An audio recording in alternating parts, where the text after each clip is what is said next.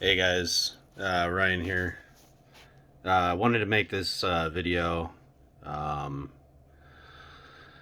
I don't really know what to say. One of the things I wanted to touch base on is a topic that a lot of people I think can get on board with. Is something that a lot of people do, and I've done the same thing. Okay, I'm guilty of doing it at certain times of my life. Is judging a book by its cover. Now, when I say that, I mean, taking someone's outward appearance or something they have done and completely judging them for it. Okay. Um, my friends and my family, I don't even have to explain it. Like, I know my friends and my family know me. Yes, there are some people that know more about me. But that's just the way it goes. That's with anybody. That's everybody's like that. There's certain people in your life that you feel more comfortable talking to, or stay in touch, throughout the month, not just, on Facebook, whatever. So there's different levels of those relationships. Um, I've made mistakes in my life. Okay.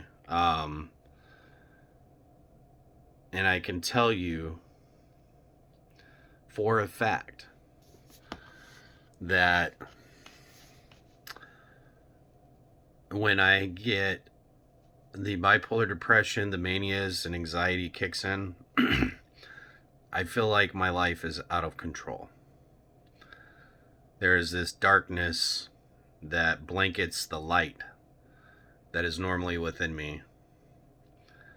Um, I am not generally a sad person. I try, and again, ask any people that know me. I always try to make people laugh. Um, Try to get that, like that, what the fuck? What's he doing? But as long as they are entertained, um, I've done my job. I like to see a smile on people's faces. I like people laughing. There's so much that I can do to help with that, or at least I try. Um, and suffering from bipolar is the loneliest thing in the world.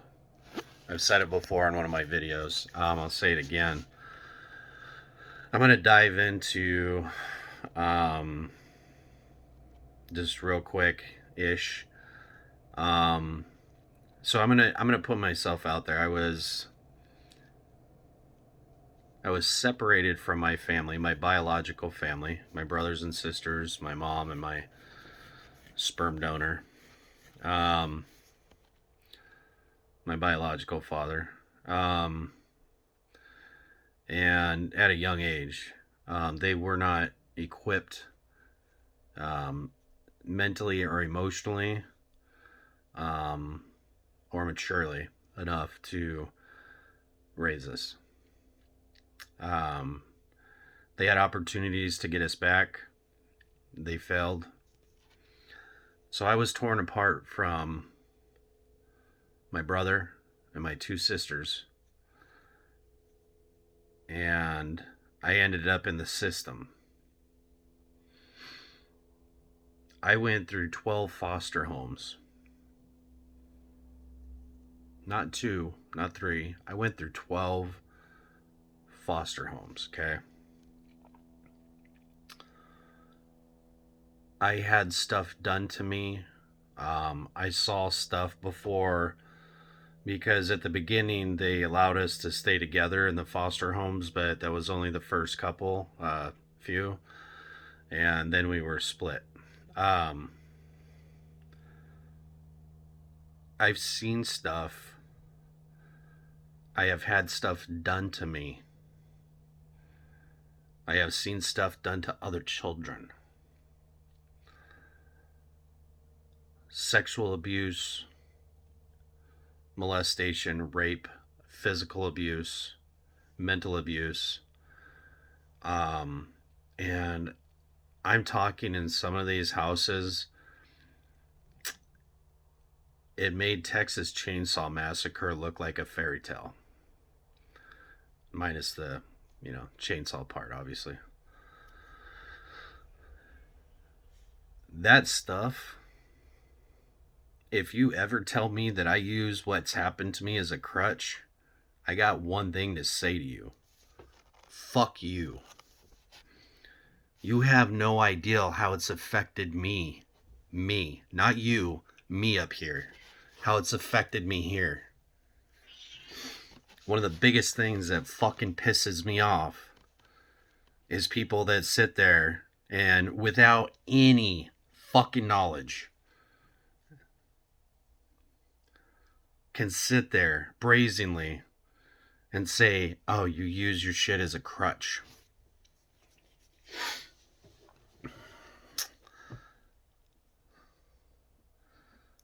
So, on top of the traumas that I have sustained and endured, I got adopted. I was about 4.5 years old. My adopted father was very physically abusive. And this was somebody I just wanted to love. I wanted somebody to love me, and I wanted to love him as my father. That's the way I looked at him. I looked at him as my dad. My mother went over to Russia to adopt a little girl. And in her absence of time being there, my adopted father attempted to drown me in the tub. I'm not talking just held me under for a second, was like angry and just like, just need to vent a little bit. He held me under the water. Think about it. 12 years old. This dude's got a hand this big on my forehead, on top of my face, holding me under effortlessly. I was kicking, sucking in water. I was terrified. I had no clue what was going on for the first few seconds. And I remember everything. I remember what he was wearing. I remember the cologne that he had on. I remember he didn't say one fucking word to me.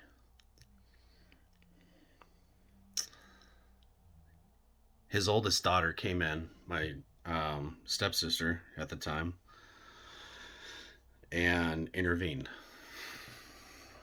She jumped on his back and she got him off of me. She was slapping him, finally got him to stop.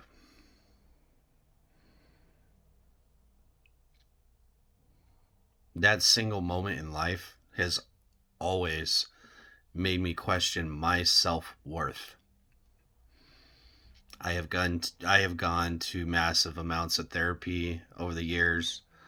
I self-medicated with hard drugs, liquor, women, you name it, I did it. If it's something that someone can concoct and to get you fucked up, I tried it. I'm not proud of that. I'm not going to sit here and glorify it, but the biggest thing for me when I was using is it took the pain away emotionally. I didn't take it away 100%, but it made it easier. The alcohol definitely helped. I got to the point where I would drink blackout drunk. That was my intention.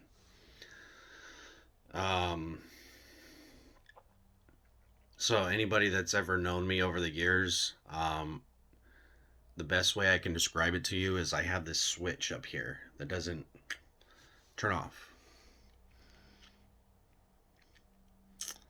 It was easier for me to drink till I was blackout drunk, because then first of all, I wasn't conscious, so I couldn't think. And the nightmares I had, the night terrors I would generally get, they weren't as bad.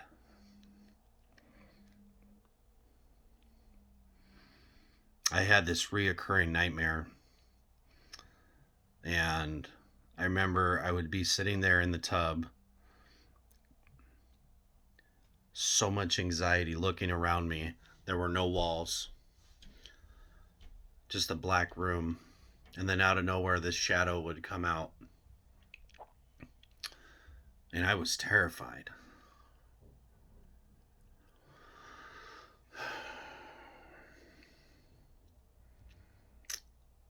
Um, I got to the point where the last 2 years I was using, roughly, I started using intravenously through needles. And that was it for me. There was no going back to the pipe. I couldn't get the high that you get from shooting up. Um, and that was when I hit the bottom of the barrel. But in good news, I was always smart about it. I always bought my own needles straight from the pharmacist. Don't share dirty needles. Don't do drugs at all. But that goes to say, if you are going to and you have issues, please use a clean needle.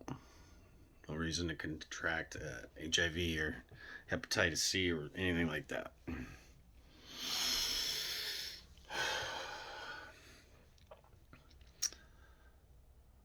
A lot of times I feel like in society nowadays there's this stigma. That word, what does that mean? Stigma. There's this negative outlook, this misunderstanding, misdirection of information or thoughts or education on mental disabilities. You can't see it on my face. You can't see it on my arms. I could take my shirt off. You can't see it. It's right here. And for you as a person to ever sit there and judge somebody, the takeaway I have from this and certain things I've come across in my life is people that tell me that I use my bipolar or my traumas as a crutch. I really think you're a piece of shit, first of all. But then I kind of step back and I say, you know what? What's happened to them? Why is their guard up? Why are they like that? And it gets me curious. And one of the things about bipolar, thanks a lot, I obsess. You're not going to see it again. You can't see it here. You can't see it on me. It's up here. I obsess.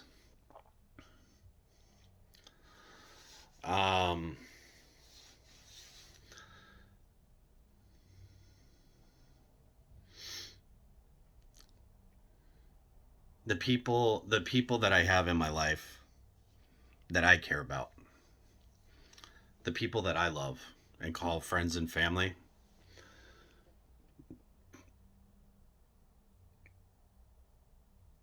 would never tell me that I am using my depression or my past traumas as a crutch. I was a child. Has it gotten a little easier to deal with as I've gotten older? No. Does talking about it in therapy help me? No.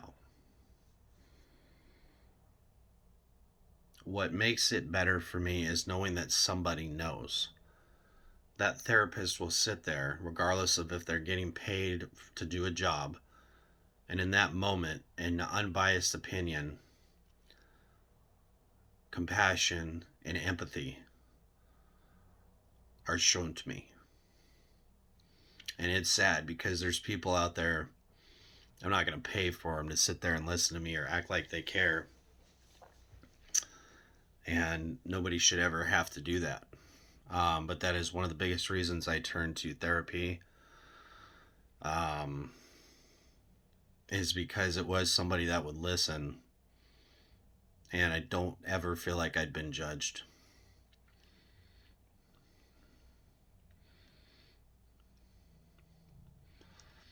I mean, and I ask people, upon watching this. Take what I say with a grain of salt. Not everything I say about perspectives and everything is necessarily what you might think, and that's absolutely okay. You don't have to think the same way I do, but you do have to respect the way that I think. I ask that people respect that, yes, I have a mental disability. I never signed up to have bipolar, and that makes it even more frustrating. This is not something I would wish upon anybody.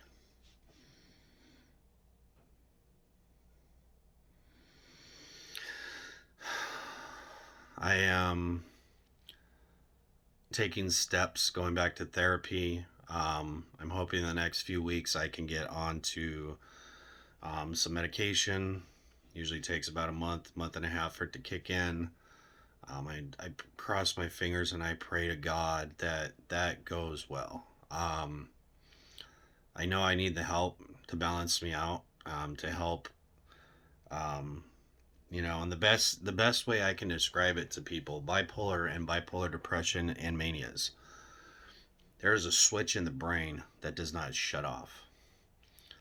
So, as where a person that does not have bipolar can be upset about something, and then, halfway through the day, they've maybe had a cigarette, they thought about it, and it's just like, powers down. My brain stays here weeks. If I'm really lucky, a few days, weeks, sometimes when it's bad enough, um, a month, 2 months. That obsession is dangerous.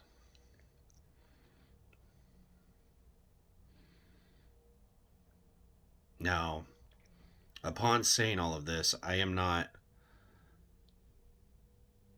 It's hard to say this because I don't know how to exactly say it. I don't feel like I ever have leaned on bipolar or my childhood traumas as a crutch.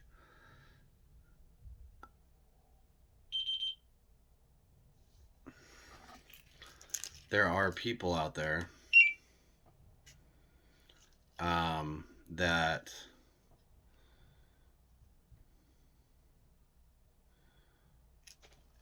sincerely have no kind of empathy. And then it gets my brain ticking because then I'm like, what happened to them? I said it before, at the beginning of the video. But you know what? That's not my place to worry about anything like that right now. My place right now is to worry about fixing this, or at least helping what's going on up here, so I can be a better person outward. So I don't have these manias as bad. Um, I made a video before. I don't know if I went into it, but if you guys are interested, take a second, however much time you want, look up bipolar 1, look up these symptoms, look up, like, read an article. It'll help you better understand.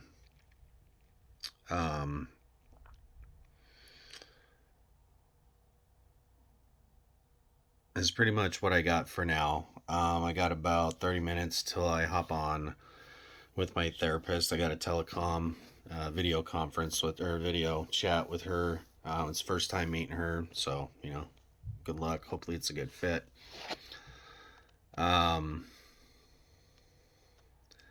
And I really do feel like sometimes people, it's in one ear and out the other, so I'll say it again.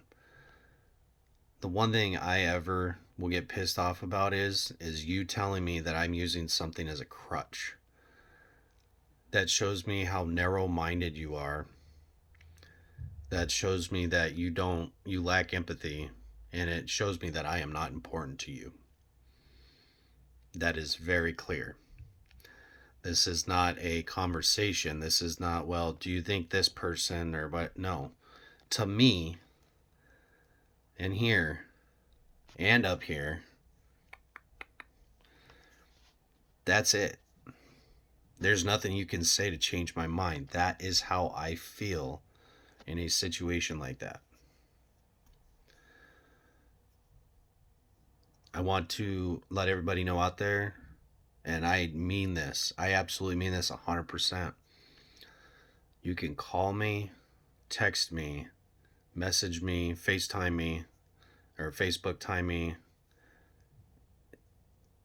any time of the day, okay? If it's something that's bad enough, and I'll say this, I've heard this saying, is I would rather you call me any time of the day and talk to you than for me to have to go to your funeral.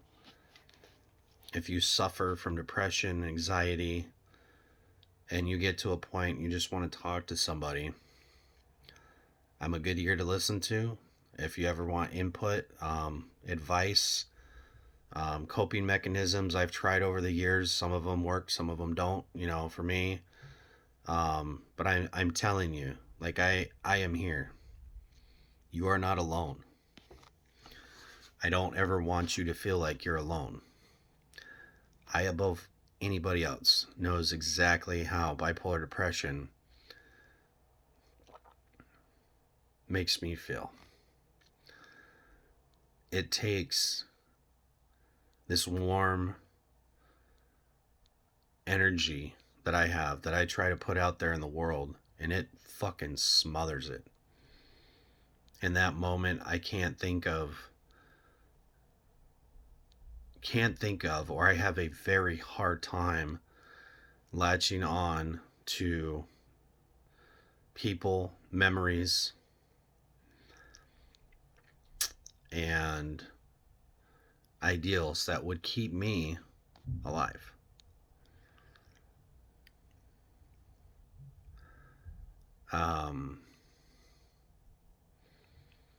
But again, I'm a work in progress, and I will be the rest of my life.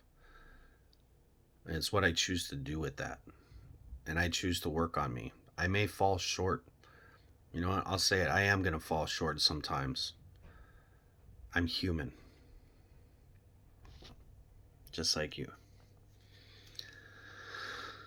So I'll leave on this note. To all of my friends and my family out there, when I say these are not just empty words. I love you guys.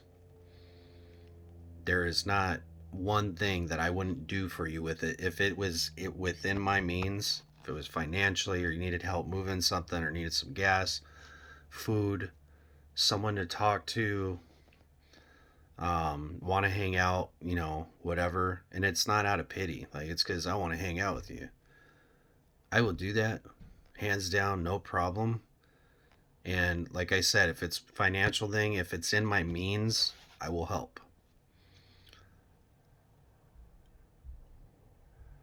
I just want people to know that there are other people out there that suffer in silence. And I did it for a long time.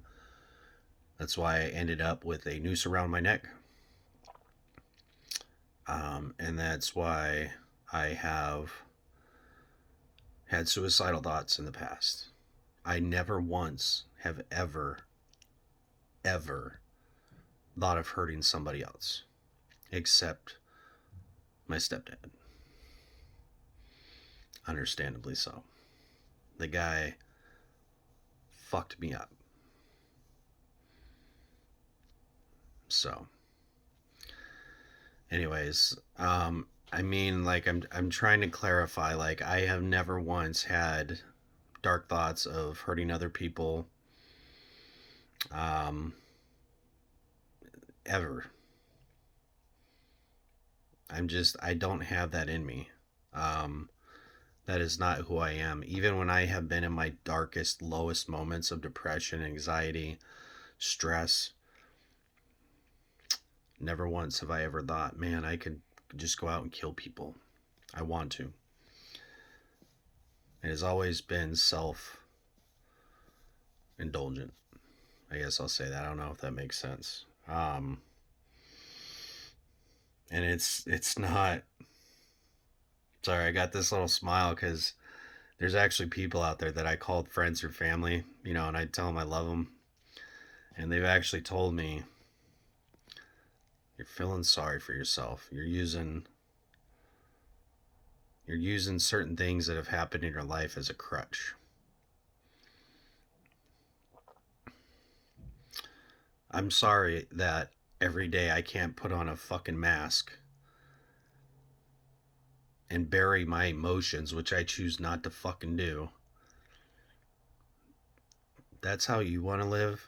That's how you deal with it. That is your prerogative. That is not mine.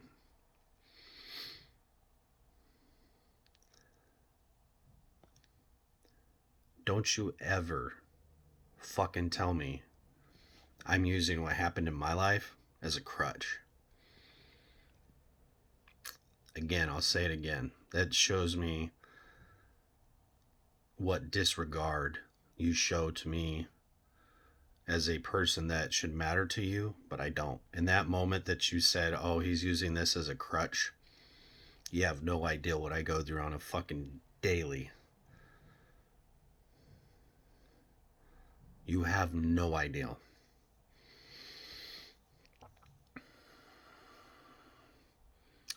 So I thank you guys for watching the video. I'm hoping I can make some more videos over time. I'm not going to set a time limit. You know, if you want me to touch base on certain things or things you've heard in the video, do not hesitate to ask, guys. There is not any question that will offend me. I promise you that. I mean, don't be a dick about it, but please, I welcome feedback.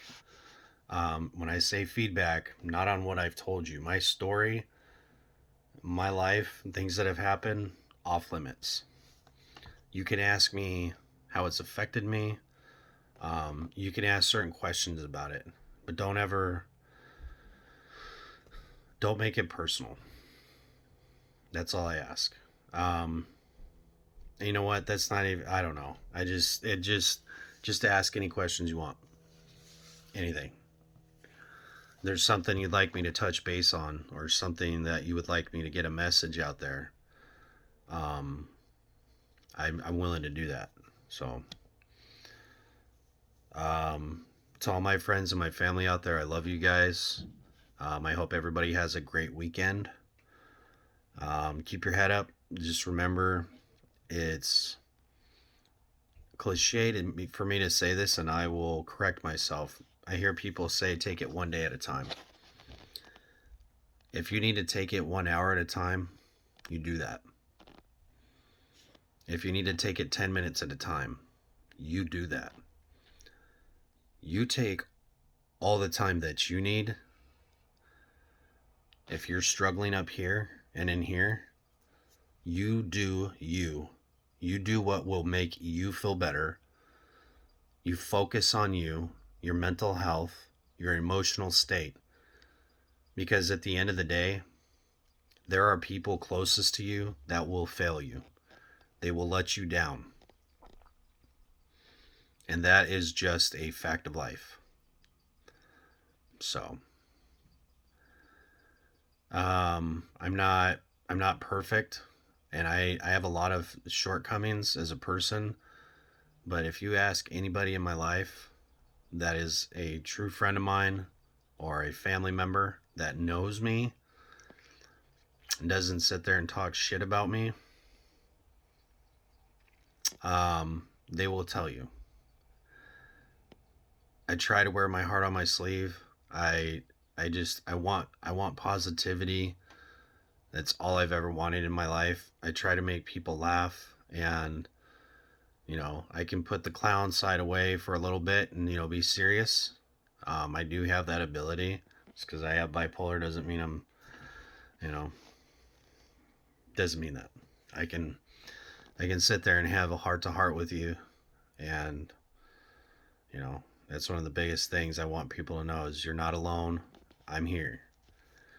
But I also want people to kind of get an understanding of what I deal with, because then that can bring awareness to people that suffer with bipolar. So if you do have somebody in your family, a friend, a husband or wife, anybody, brother, sister, doesn't matter. If you have somebody in your life that deals with bipolar, I'm not going to say necessarily you have to walk on eggshells, but you also wouldn't walk into a room with loud noises and um, strobe lights with a highly autistic child or an adult, right?